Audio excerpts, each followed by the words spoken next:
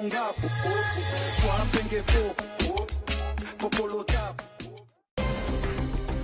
the news tonight, City of Windhoek secures $155 million Namibian loan for new power substation to avoid load shedding.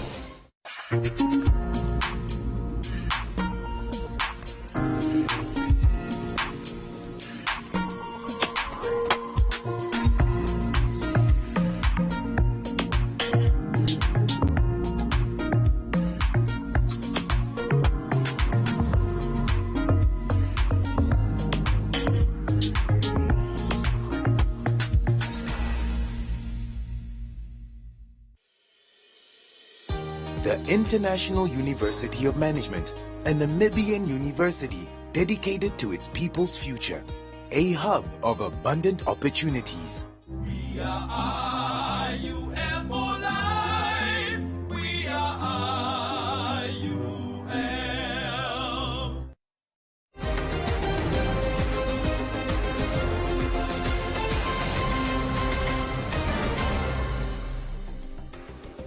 Good evening. I am Nashon Marenga. In the news tonight, NEFF describes incarceration as abuse of power. Travel market in Africa limited because of affordability.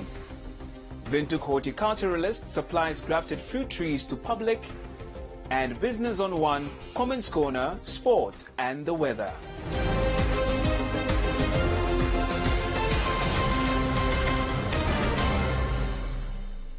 The Namibia Economic Freedom Fighters, NEFF Deputy Leader Kalimbo Ipumbu has condemned what he termed as an abuse of power by those in leadership positions. Ipumbu's remarks follows charges laid against 8 of their members were withdrawn after the Office of the Prosecutor General failed to make a decision on their case within the stipulated time frame. The 8 were arrested during a protest at Windhoek's Chinatown business complex in May this year after Namibia Revenue Agency ordered the burning of $5 million Namibian worth of counterfeit goods imported from China by Namibians for resale. For over 3 months, activists Dimblukeni Nayoma and Michael Amshalelo were behind bars on charges of public violence and incitement to commit an offense. The duo were released in August after High Court Judge Christy Ludenberg granted each $5,000 Namibian bail. 6 other fellow members were released on warning in May. The 8 learned this morning that the charges against them have been dropped because the Prosecutor General Office failed to make a decision within stimulated time frame. NEFF Deputy Leader Ipumbu stated that the Prosecutor General's delayed tactics have resulted in continuation of emotional trauma for dozens of families who had to wait for months with uncertainty of the future of their loved ones. Ipumbu further blames those in power for failing to carry out justice fairly and accused them of abusing power to victimize those who stand up for the Namibian people's rights.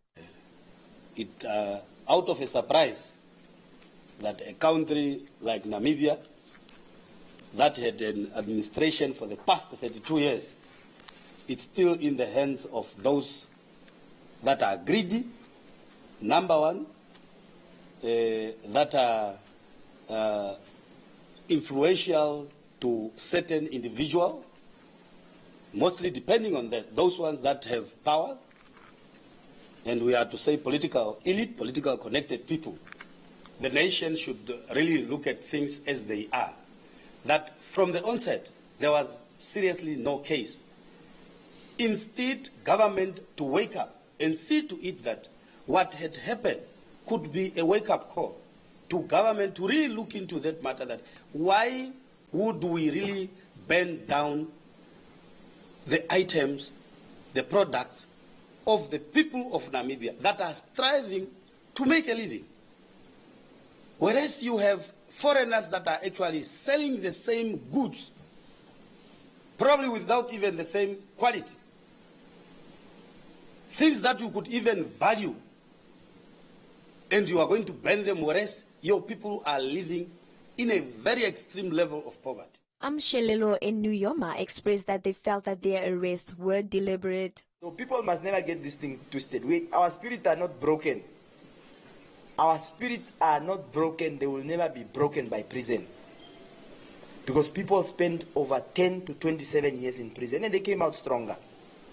What prison actually does, it gives you a different perspective to say, we must fight this justice system so that we can get those young people out who are in prison.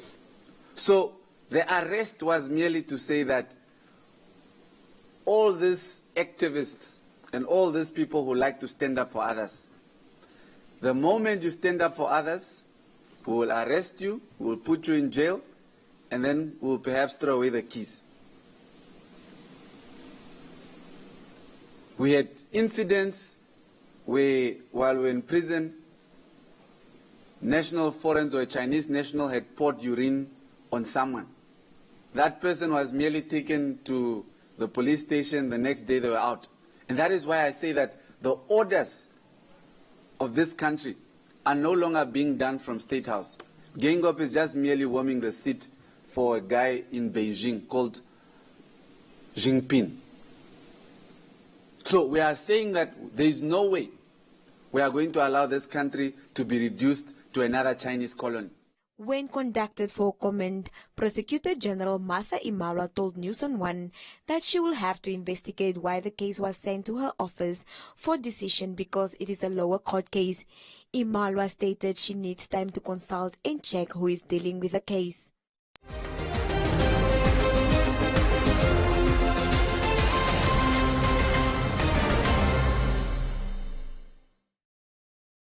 This Heroes Day, road safety starts with me. I honor our heroes by checking my tires. Do the right thing and save lives. This message was brought to you by the National Road Safety Council.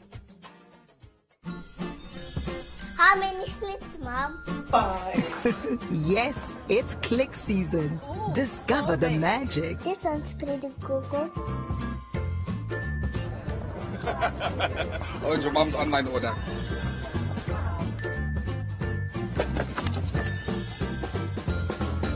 Happy holidays, guys! Darling. Congrats! It's empty. I can't talk. Who's first? With bags of endless gifts, you'll find something special for everyone at Clicks. Clicks. Feel good, pay less.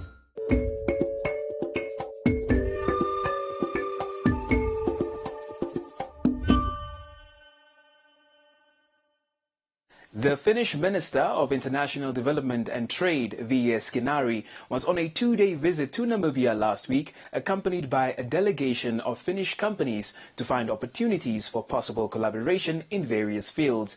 These include a focus on, amongst others, renewable energy as well as circular economies, digitalization and ICT, as well as the civil aviation industry.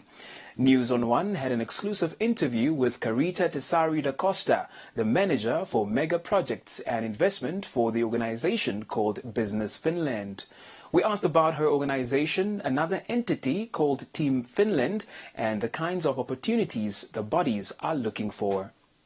Business Finland is a government agency in Finland that is the largest funder of innovation in Finland. Our budget annually is about €1 billion, and what we do is that we look for the kind of ideas and concepts that can have significant impact on people's lives across the world, and how we can, with our financial resources, de-risk the early stage conceptualization of those projects and concretization as they go forward. Team Finland, on the other hand, is a larger umbrella concept organization. It's a platform, if you'd like, and it consists of various different governmental entities as well as organizations in Finland. So it's Business Finland, of course. We also at Business Finland do export promotion, Invest in Finland, tourism promotion, and then the innovation side. But it's also Ministry of Foreign Affairs with all the representations, like the embassy we've had in Namibia for a very long time as part of Team Finland network, as well as then a financing institution. So we like to couple all of these different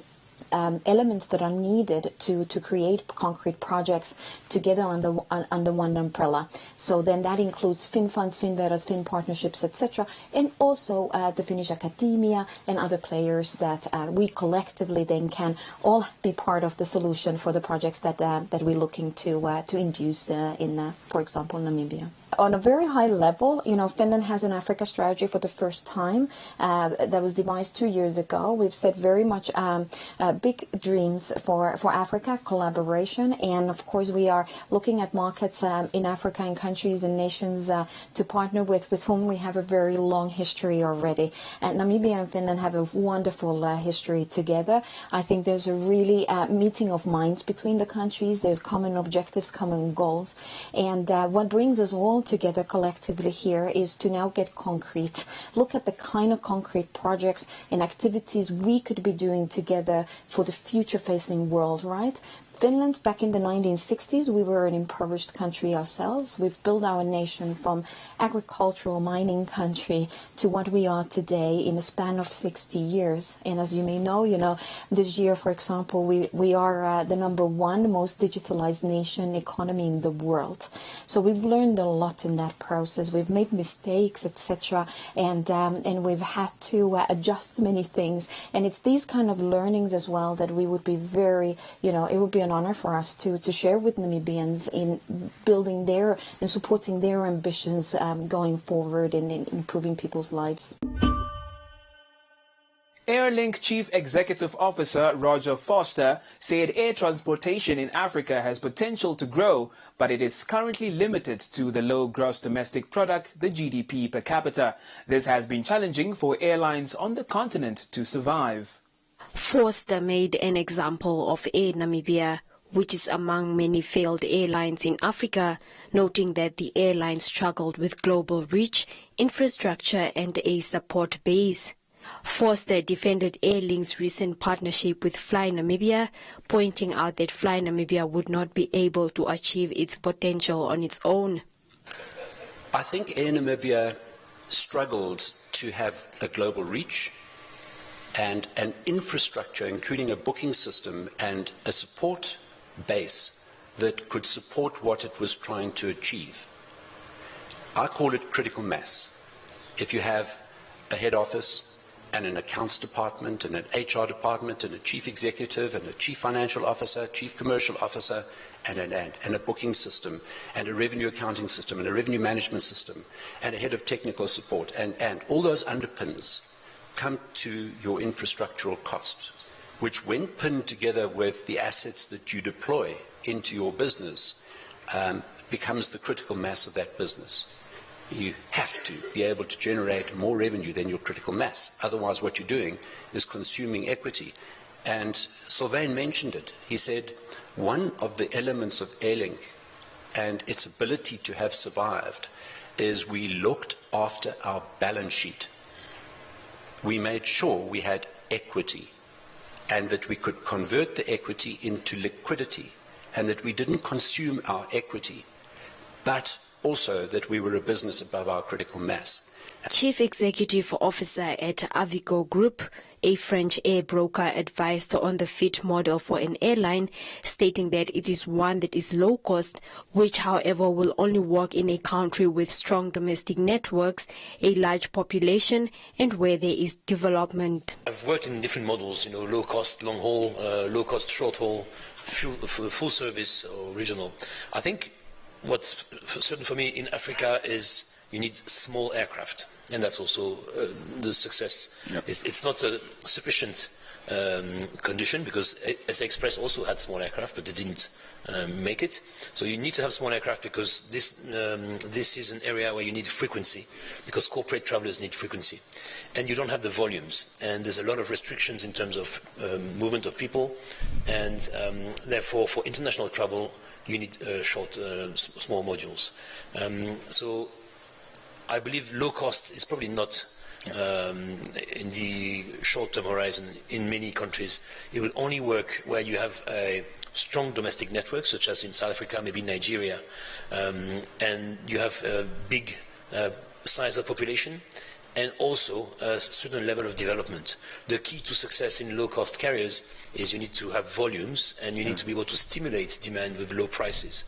If you don't have a population base that has enough dispensable income to spend on recreational travel, there's no point in discounting.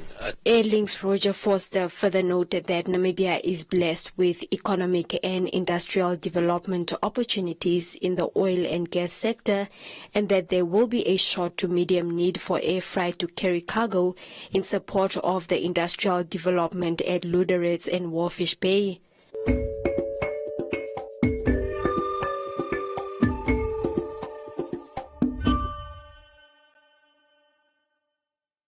Welcome to the Living Room Stadium. It's the FIFA World Cup. The match is about to start. Food and drink ready. There's no space left for anyone. Come on, get your lucky chair. Take your usual spot. Even the puppy has one. It's preparation time. You can feel the tension in the air. And do you have everything you need to believe?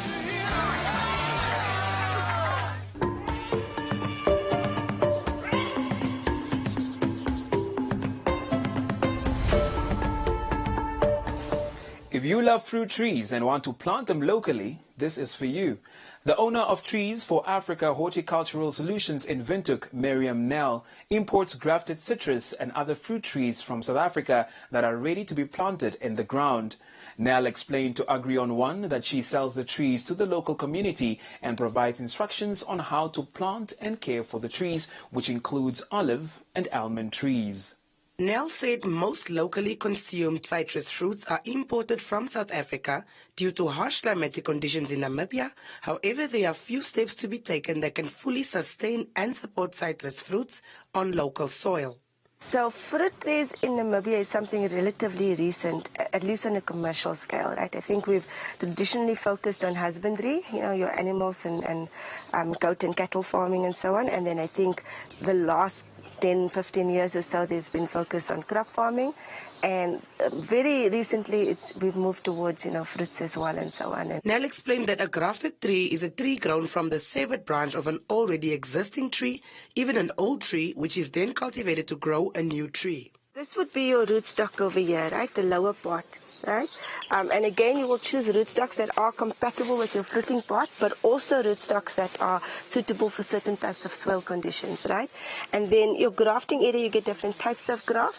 Normally for a mango, it's a cleft graft, so it's basically a cleft, and this part here is then attached to the fruiting part is then attached to the rootstock, and this plastic that you've got over here is just to secure it, to keep it free from any pests and disease that might, obviously cause harm to the plant, and to give it enough time to strengthen so that it is ready to be sold, I guess. And the thing about it being grafted is that you get a healthier, stronger, more resistant tree, and also that it's going to give you fruit in a much shorter time.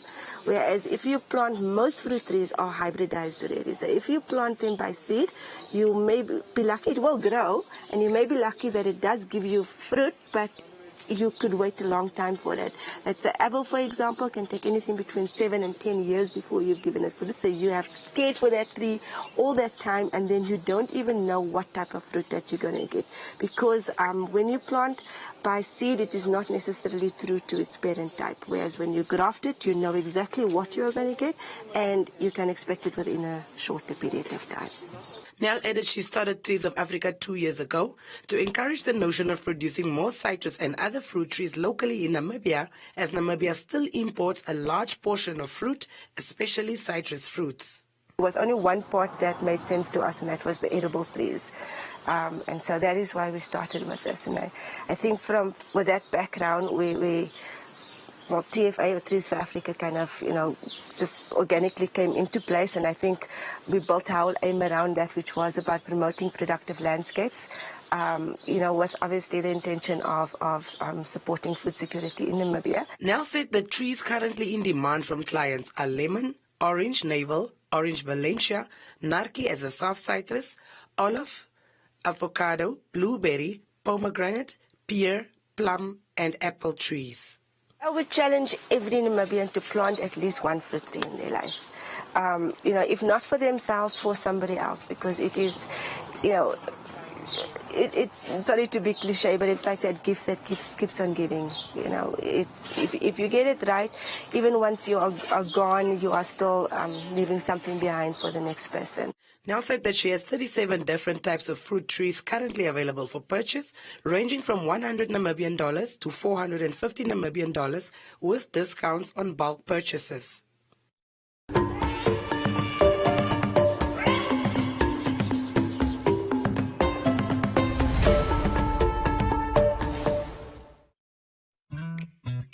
Don't you love it when things just click? We've created a range of Clicks brand quality products you can trust and afford. When you choose Clicks brands, you're saving with no compromise on quality. That's win-win. With thousands of Clicks brand products, you'll never run out of ways to switch and save. Find the Clicks brand product that's perfect for you and your family. When you switch, it just clicks. So switch and save. Only at Clicks.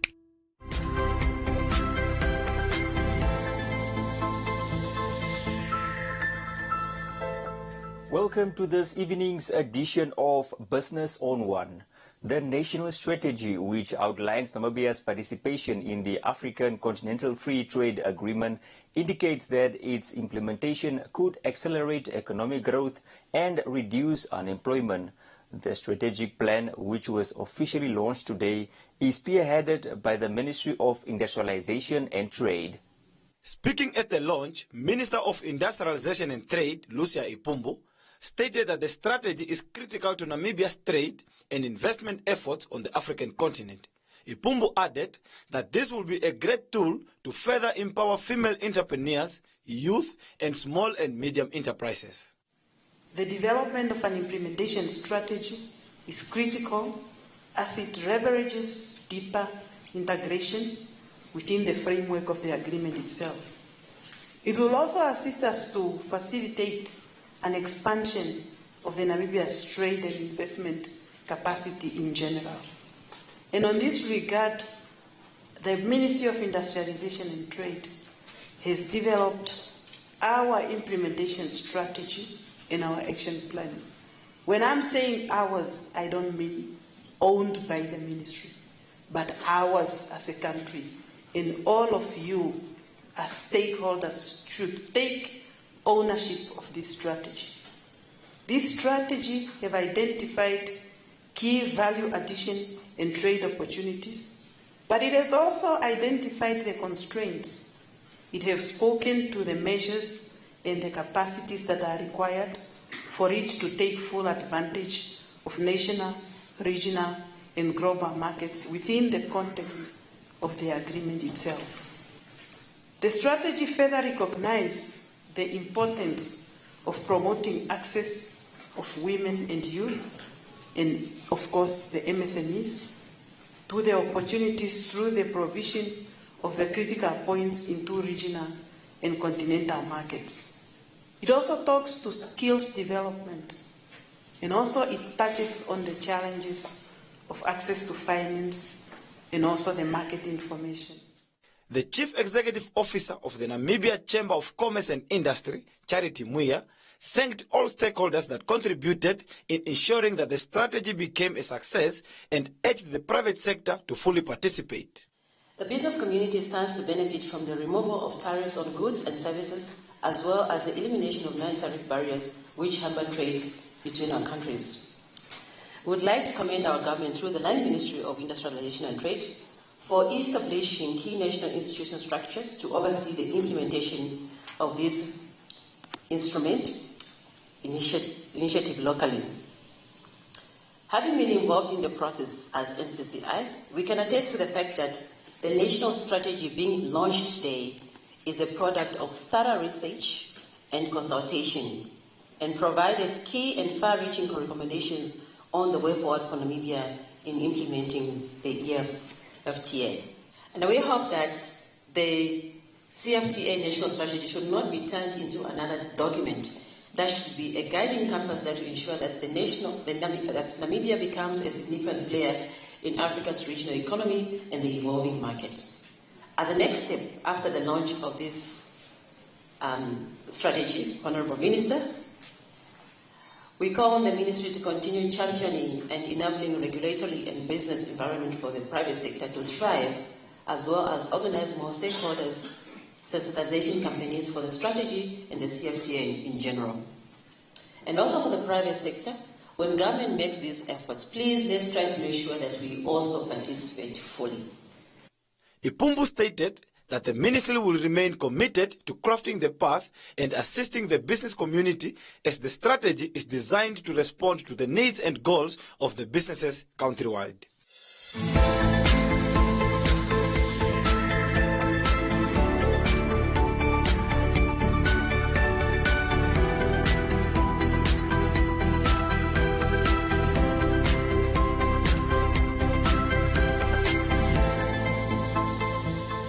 And that is all we have for you. Be sure to join us again tomorrow for more on the business front.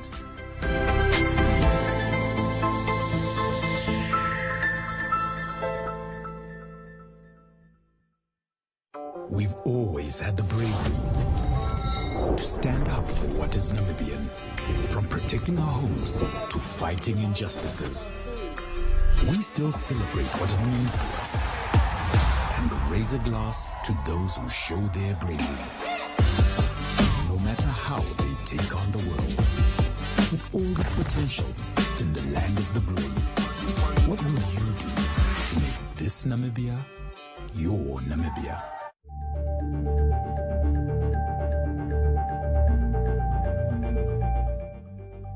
A 23-year-old man born as a premature baby weighing only 500 grams, which is the size of a small sugar packet, encouraged mothers with such newborns to have confidence in their ability to grow and succeed. Muna expressed her gratitude for the miracle. Bridget said her friend was a premature baby.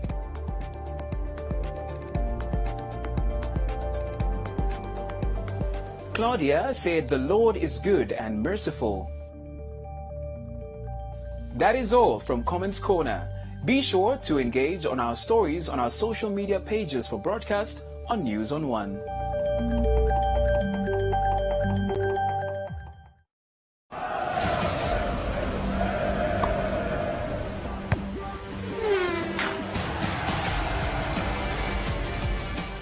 And now let's have a look at some sports news.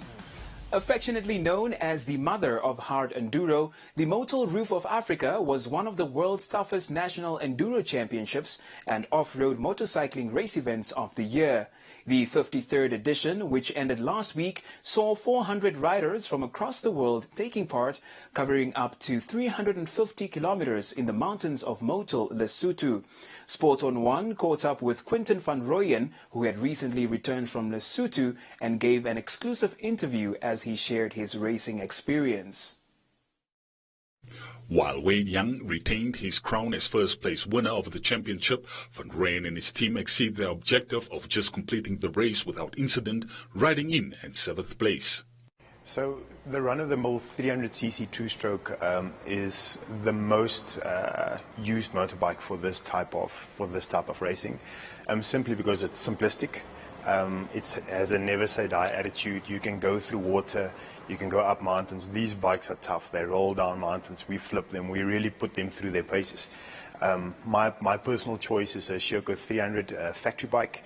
I've been riding with Shirko the past 3 years, and she has not let me down. I can assure you that the rider gives up way before the bike gives up. The aim was to go back and complete the journey and finish Roof of Africa.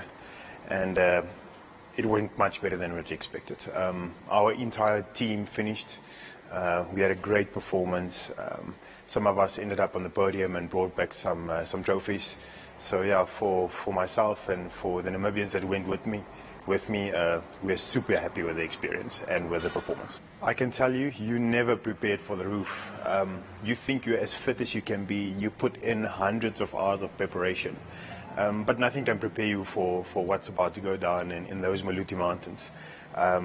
We were expecting to ride between 7 and 10 hours per day for 3 days in a row, and that's exactly what happened. What we didn't expect was the conditions: hot, cold, snow, hail, rain.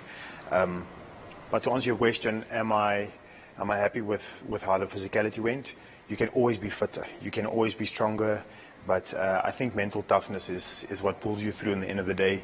Everybody gets tired and everybody suffers. Van Rijn, although prepared